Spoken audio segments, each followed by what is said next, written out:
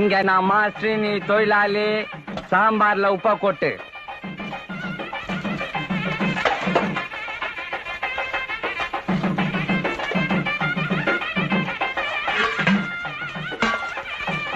ஏன்னா எத்தனை கை உப்பு போடுறது? என் கைனா 1, உனக்கு 2 போடு. நைனா கைக்கு இது, நம்ம கைக்கு இது பொது. ஐயோ வேணு, நான் வேற 2 கை உப்பு போட்டேன்னு. அண்ணே, நானும் என் பங்குக்கு 3 கை உப்பு போட்டேன்னு. ஏண்டா கைக்கு உப்ப போட்டு இப்படி குழப்பிட்டீங்களாடா? சரி, சாம்பார்ல கொஞ்சம் தண்ணியை ஊத்து. அண்ணே, நானும் என் பங்குக்கு தண்ணியை ஊத்திட்டேன். கவலைப்படாத. மேலோட எட்டா ரசம், நடுவுல எட்டா சாம்பாரு, கீழோட எட்டா கூட்டு. வேணு, குறிப்பா இத கல்யாண வீட்டுக்காரங்கிட்ட மட்டும் சொல்லிடாத.